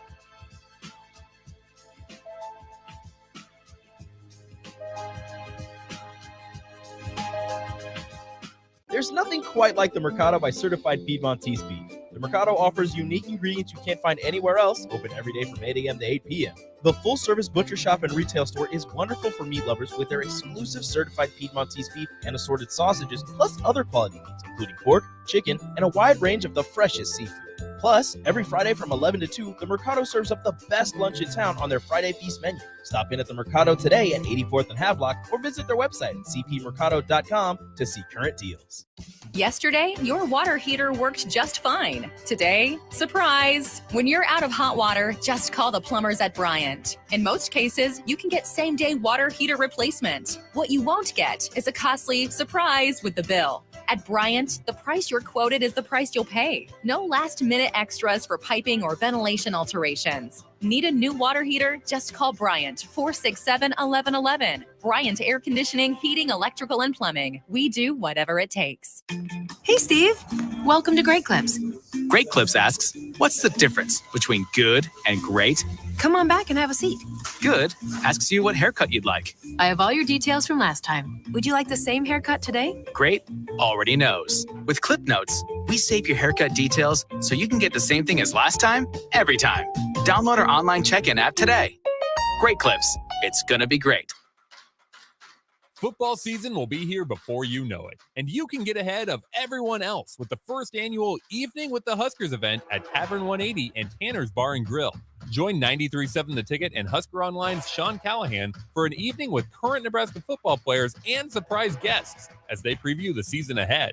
Enjoy cocktail hour and a delicious Wagyu steak dinner, as well as an open bar for the duration of the event, all for just $199 per person. Click the logo for the event at theticketfm.com to sign up. Don't delay, this will fill up fast. Don't miss your chance to meet and greet with Husker football players at Tanner's Bar and Grill and Tavern 180 in Lincoln at 30th and Yankee Hill. Sign up today at theticketfm.com using the Evening with the Huskers banner. It's an evening with the Huskers to preview the 2022 Nebraska football season at Tavern 180 and Tanner's Bar and Grill at 30th and Yankee Hill. Presented by Husker Online and 93.7 The Ticket. Registration is now open for all fall sports leagues through Lincoln Parks and Rec. Adult volleyball, kickball, softball, and youth NFL flag football. Competitive and recreational leagues are available, so whether you're an athlete, a former athlete, or a wannabe athlete, there's a league for you. Plus, check out their paid opportunities for officials and referees. Contact Lincoln Parks and Rec to learn more, or head to teamsideline.com/LincolnNE before July 24th to register your team. That's teamsideline.com/LincolnNE. At first, I was really nervous and intimidated to buy a ring. I wasn't sure what I was getting into. My experience at Starter Heyman was very easy. I felt like I walked out of Starter Heyman with the ring that was going to make her go wow and say yes. I love my ring. It is so beautiful. I absolutely love my ring. I get compliments on it all the time. I always tell them Starter Heyman. Yeah, we would definitely recommend Starter Heyman. Yeah, it was great. We're definitely coming back in the future. Sutter Heyman Jewelers, Lincoln and Grand Island. SutterHeyman.com. Work, laundry, dishes. I was exhausted. I needed a vacation, but finding a way to pay for it, not so easy. Then I found it, a research study at Solarion. I searched the studies and found a perfect match for me. It was so easy. I earned cash for the study and booked that vacation. Plus, I made an impact on medical research. Find a study and sign up today at healthresearch.com. You should consider the risks of the research before you agree to participate. Did you know that the U.S. has added over 1,100 new breweries in the last 18 months? Learn more by shopping at Myers Cork and Bottle, 13th and South, and by tuning into Thirsty Thursdays with Kevin Myers, because sports are better with a drink in your hand and a friend at your side. Yo, it's the captain, Rashawn Jackson. Join me this Wednesday at Wingstop at 28th and Pine Lake Road from 11 to 2 for your Husker sports talk and, most importantly, wings. That's Wednesday at Wingstop at 28th and Pine Lake, the official sponsor of the captain. Order wings ahead at wingstop.com. See you there. Victor deployed for the first time to Afghanistan in 2003. At 4 a.m, my phone rang. They said, "I regret to inform you that your husband was wounded in action." Victor sustained a moderate traumatic brain injury. I was doing school full-time, and I was also then caring for Victor. One of the most important elements of caregiving is taking care of yourself. I just didn't want to forget that I also had goals and that I also had a life. What I did is I challenged Victor to meet me halfway. There are almost 6 million military and veteran caregivers across the nation. We have our own journey, and we can fulfill that journey at the same time that we are helping our loved one. Visit aarp.org/caregiving for a free military veterans guide to navigate your caregiving journey and better care for your loved one and yourself. Brought to you by AARP and the Ad Council. Back to On the Block with Strick and Bach on 93.7 The Ticket and theticketfm.com.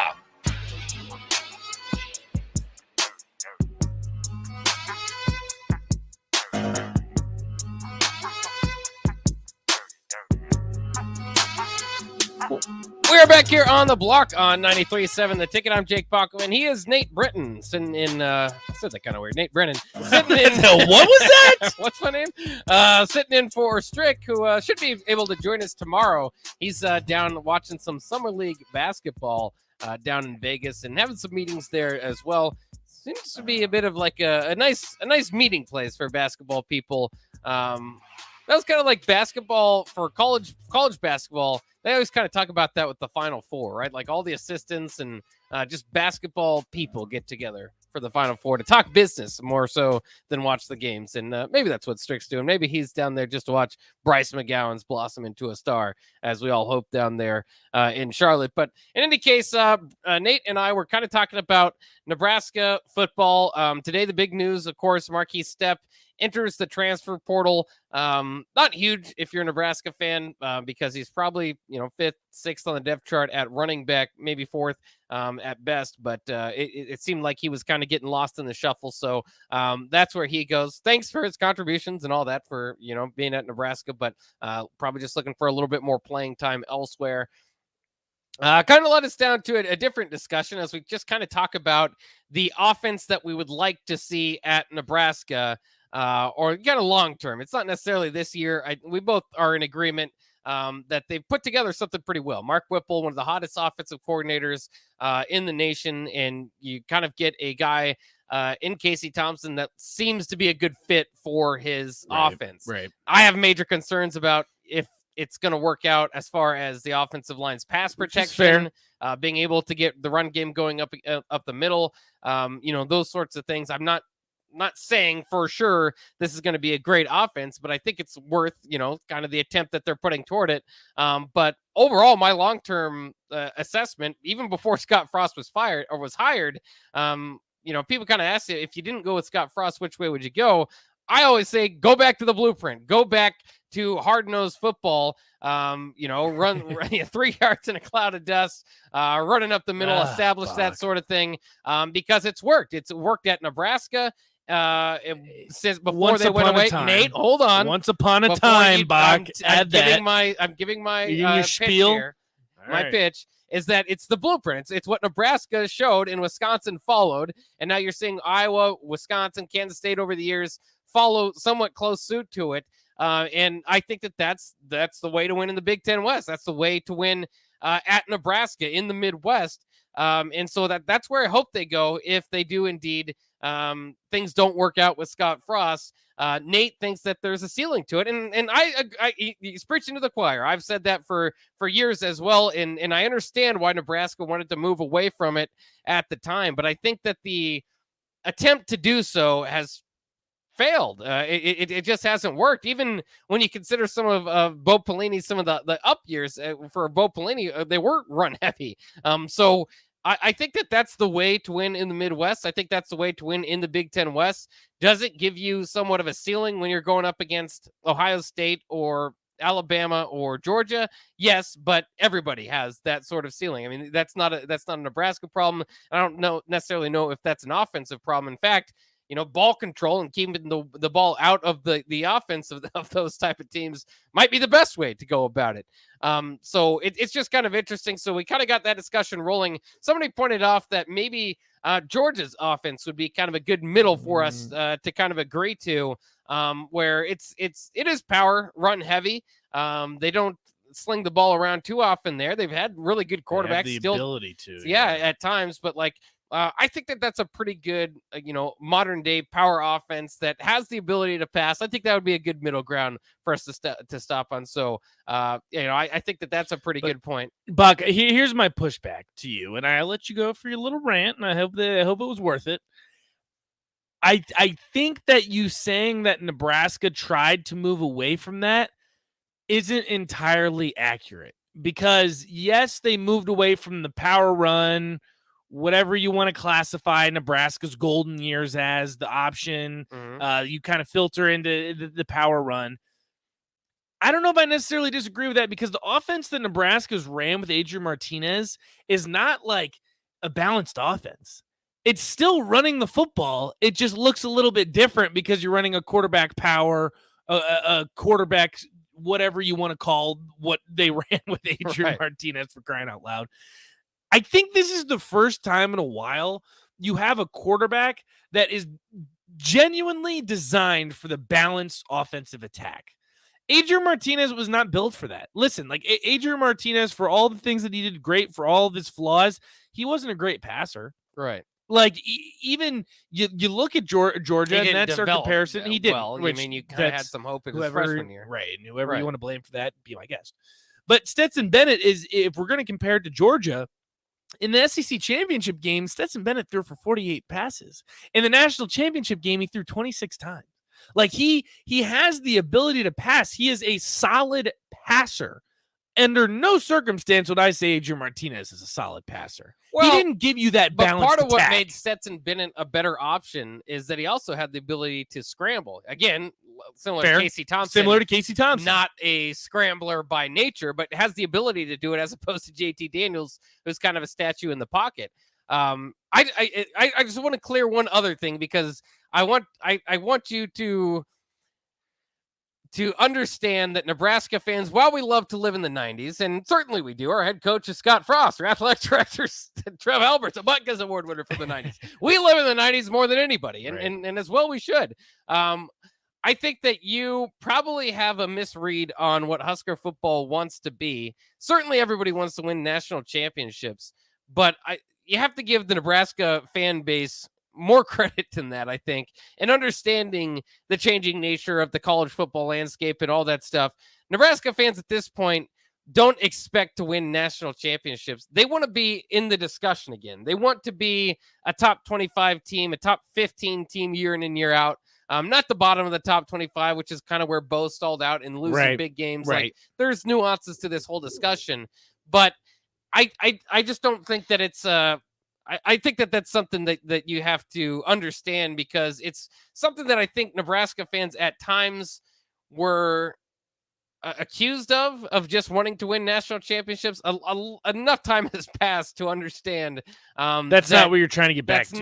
That's not necessarily that's not necessarily the goal, is to think that you could ever get back to 60-3 in 5 years. Would you love to? Sure, but it's not probably an attainable goal. Which is fair. If that's the case, then sure, I'm all for the ground and pound. But from my perception is that eventually you want to get back to winning national championships. And in the landscape of college football, especially now, that's going to be incredibly difficult to do. But if you want to at least give yourself a chance, I just don't see a scenario where a team like Wisconsin or Iowa can win a national championship. I could be wrong. I could be very wrong. And the thing is, I would love to see it. If you told me tomorrow, as much as I hate Iowa, as much as I hate Wisconsin, if you told me they were in the college football playoff, hell yeah, sign me up for that. I am all for it. The problem is, I don't see that as a realistic option. I don't. And if Nebraska develops that type of offensive scheme, I don't see that as an option for them either. But again, I don't think that Wisconsin and Iowa get there because of their limited ability to recruit.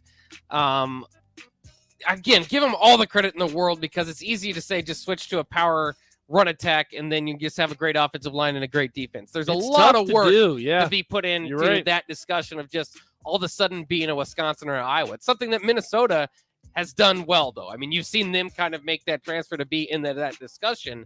So it is possible. I just think Nebraska, again, the one thing that you're kind of maybe overlooking for my argument is that I think that Nebraska could elevate the type of speed and the type of quarterback that you could get to play in that system, which could push them over the edge. We'll take a quick break here on The Block. Wrap things up for you here on 93.7 The Ticket.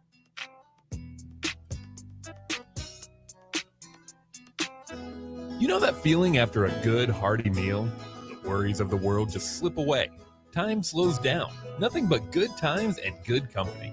That's what you get with Mary Ellen's Food for the Soul. Mary Ellen's does food right, with a menu that includes smoked wings, pulled pork, brisket, catfish. And don't sleep on their sides, shrimp and grits, collard greens, baked beans. It's food that makes your heart happy. Mary Ellen's Food for the Soul, just east of 27th and Pineland. Let them fix you a plate. Registration is now open for all fall sports leagues through Lincoln Parks and Rec. Adult volleyball, kickball, softball, and youth NFL flag football. Competitive and recreational leagues are available, so whether you're an athlete, a former athlete, or a wannabe athlete, there's a league for you. Plus, check out their paid opportunities for officials and referees. Contact Lincoln Parks and Rec to learn more, or head to teamsideline.com/LincolnNE before July 24th to register your team.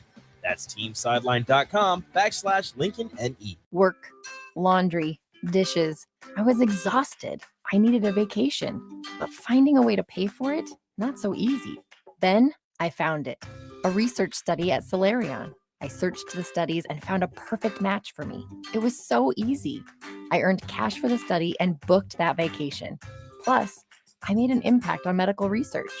Find a study and sign up today at healthresearch.com. You should consider the risks of the research before you agree to participate. Are you sick of mindlessly running on a treadmill or the lack of motivation to consistently work out? Whatever your challenge, Farrell's Extreme Body Shaping can help. Whether you want to lose weight, boost energy, or simply improve your overall health, you'll fit right in at Farrell's regardless of age or abilities.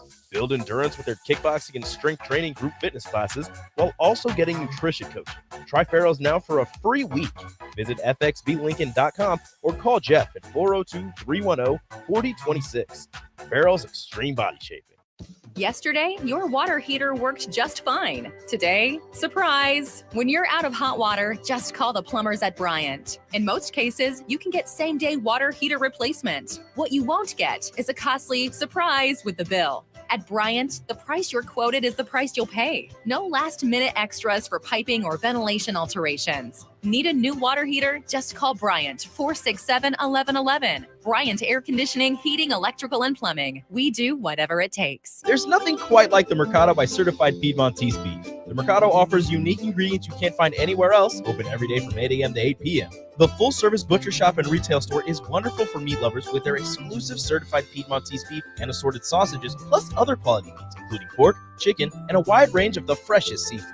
Plus, every Friday from 11 to 2, the Mercado serves up the best lunch in town on their Friday Feast menu. Stop in at the Mercado today at 84th and Havelock or visit their website at cpmercado.com to see current deals. Pillar Restaurant Group is proud to announce the full opening of our brick-and-mortar venue-at-home store, Lincoln's new premier specialty grocers. This store is home to our brand new Butchery by Venue. Get the finest Nebraska steaks, hand-cut in-house by our butcher, prepared for our restaurants, and available for you to take home. With hand-selected specialty seafood, charcuterie, wine, bourbon, and liquor options. Come in today to see what we have to offer at 70th and Pioneers in the Pioneer Woods Shopping Center. Open from 10 a.m. to 7 p.m., Monday through Saturday. 93.7 The Ticket, Fox, KFXL weather. Brought to you by Bryant Air Conditioning, Heating, Electrical, and Plumbing. About as average of a July day on the way as you can get. Will top out at around 88. Light north winds at around 10. Plenty of sunshine.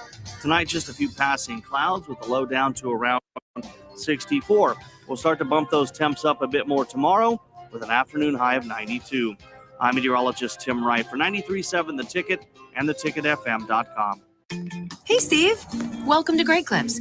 Great Clips asks, what's the difference between good and great? Come on back and have a seat.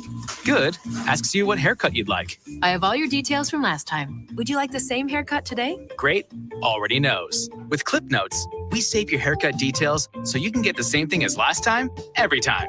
Download our online check-in app today. Great Clips. It's gonna be great.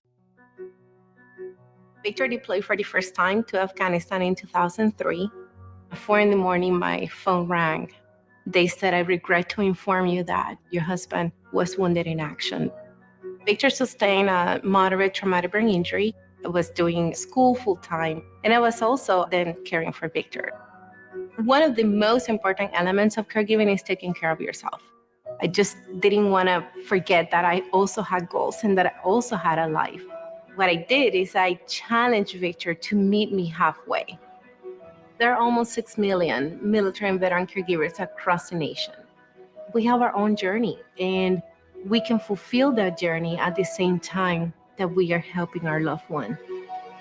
Visit aarp.org/caregiving for a free military veterans guide to navigate your caregiving journey and better care for your loved one and yourself. Brought to you by AARP and the Ad Council. Back to On the Block with Strick and Bach on 93.7 The Ticket and theticketfm.com.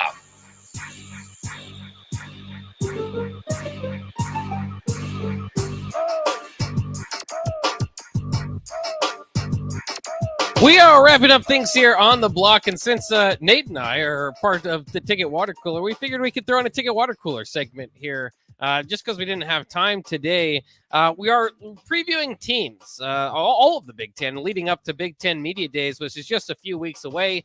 Very excited for the Big Ten Media Days, as the Ticket always has a good showing out there. We're going to send a special good group out there. Yeah, we had a good today. squad going. Yeah, so I'm excited to see this year, I should say. So that I'm excited to see what happens there. But we continue our Big Ten preview, this time with Maryland, the Maryland Terrapins. Of course, another team that's not going to be on Nebraska's schedule. But they did finish 7-6 last year. For a lot of people, if Scott Frost isn't the bottom coach in the league, Mike Locksley is right there with him. So yeah, he is. You have to consider that. Unlike Scott Frost last year, Mike Locksley made a bowl game. Also, unlike Scott Frost last year, when they lost terribly. They were not very close big in these games at all. So Maryland did go 7-6, rounded out the seasons with rather impressive victories against Rutgers and Virginia Tech in the bowl game. Go ahead and say very depleted. I don't know if we're calling that an I wouldn't impressive say win. impressive, but for Maryland it is. There you go. But they did have 6 losses. It all came during this 7-game stretch. Okay, they went 1-6 in a 7-game stretch. Their losses were to Iowa, Ohio State, Minnesota, Penn State, Michigan State, and Michigan.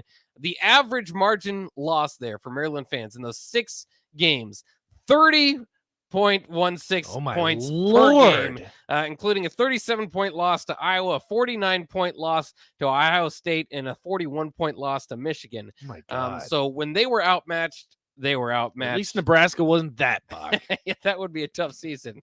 Yeah, would you trade your 3-9 season for last year's 7-6 season at Maryland? No. Interesting question. I would keep 3-9. Screw it. It was a lot. It was pretty exciting. It was. At least you think you're close. Maryland's not even close to close. No, but they're closer. They're at least at a bowl game, which is a step up for Mike Locksley. Yeah, well. Of course, Baby Tua is there. Tala Tagovailoa. He set all types of passing records at Maryland last season, finishing with 3,860 yards, 26 touchdowns, and 11 interceptions, as Maryland finished 13th nationally with over 304 yards per game through the air. Set to probably do that again. They have 4 of their 5 offensive linemen returning, including all Big Ten tackle Jalen Duncan, also one of the best receiving units in the Big Ten, led by slot receiver Rakeem Jarrett, who was the team's leading receiver last year. 6'4" outside receiver Dante Demas might be a very high draft pick just because of his height there. Nice. And is expected to be part of that duo. They also added Florida's leading receiver from last year, Jacob Copeland, out of the transfer portal, who went on to win spring game MVP. And former Husker Marcus Fleming is also still out there at Maryland after registering 197 yards and a touchdown last season. So he's going to have to fight for playing time there. As far as the rushing game goes, it didn't help out too much. 136 yards per game, but they do have leading returning rusher Colby McDonald coming back. He averaged 5.4 yards per carry. Overall, Maryland averaged 4. The problem has been the defense. The defense is still a work in progress, and the running game, as I pointed out there. But the defense is a work in progress. It's on its 4th defensive coordinator in 5 years, as Brian Williams takes over for former Husker defensive back coach Brian Stewart, who gave it a shot there last year. They only returned 4 returning starters to that defense that gave up over 30 points per game and over 400 yards per game as well. They also went to Eastern Michigan to get to the transfer portal to address kicker. So they now added Chad Ryland, who made 19 of 22 last season at Eastern Michigan, including his final 8. So there's your little preview of Maryland. So when Mike Locksley gets up to the podium at Big Ten Media Days, go, hey, I remember one thing that Bach told me about Maryland. Yeah, I don't know which one it is. I remember that you guys weren't very good, but still made a bowl game. That team got blown out. No, absolutely. And it's a very fair question, Bach. And we probably should honestly dive into this because I think this is the exact scenario that is a head scratcher for Nebraska and Nebraska fans is, yes, you make a bowl game. Yes, you win a bowl game, but you get absolutely smacked by the upper half of the Big Ten. And Nebraska, yeah, you went 3-9, but for the love of God, you're losing to Iowa by 40? Like, holy moly. Like, I do, and under no circumstance. And then the thing is, too, your hands are tied in that circumstance, too, right? I mean, if you're Maryland football, or say in this circumstance, you're Nebraska, you would assume you can't get rid of Scott Frost, right? You've been crying for years to just make a bowl game. Well, you made your bowl game. You beat the hell out of a college football team that didn't have a head coach and half of their team quit before the bowl game. Is that a successful season? I mean, like, yes. I don't know. I would legitimately rather have 3-9. And I know that's a tough pill to swallow, but I would. Yeah, I think Nebraska feels closer than Maryland does. Absolutely. The average margin, 30 points. Like, if you would have said 14 or even 20, I'd be like, okay, maybe some late touchdowns, some don't go your way. 30, you are legitimately at that point, you're getting blown out. Like, that's why I don't like on paper the 14, even sometimes the 21-point losses. Like, there are a few things that can go wrong in the fourth quarter to make it look worse than it really was. 30, you're getting blown out. There's no way around. Yeah, like you are getting absolutely smacked. And do I want that? No. My favorite Maryland game last year was when Iowa intercepted them 4 times. Baby Tua just could not get out of his own way. I told you he's not very good. That was awesome. But they did bounce back a little bit. I don't think he's not very good. His 26 touchdowns would have led the Big 12 last year. Oh, really? As you know, because Casey had Casey 24. Thompson, 24 led the Big 12 24, last year. which is so awesome. That's what I'm telling you. Casey Thompson, pretty good. So, yeah. No, it'll be interesting because I know the preseason book that you usually like to go to, Bach, actually had Baby Tua as third team All Big Ten for a quarterback. Yeah, I can definitely see it. Which, give me Casey Thompson. He's got the weapons at wide receiver, certainly. So that's and a good 4 to 5 starting offensive line. He does have a good returning. offensive line. I think they can get a passing game going, but I think that's about Maryland's got for it. So maybe a lot of shootouts again. There's a lot of teams, Penn State, Purdue, throw Maryland in there, that just struggle with the running game and pretty much just give up on it and start passing the ball, which is crazy for the Big Ten. That's, this is the league of 3 yards in a cloud of dust. But Minnesota will take like it. That. Yeah. Other teams run so much that I guess some other teams think that you can pass through. And I do. We still wait to see what Nebraska's offense looks like this year. Of course, again, the news today, Markese Stepp's out the door to the transfer portal, but I wouldn't be surprised if Nebraska gets pretty pass heavy in a few games as well. That'll wrap it up for On the Block. We'll be back tomorrow. Ticket Weeknights coming up next. We'll talk to you later.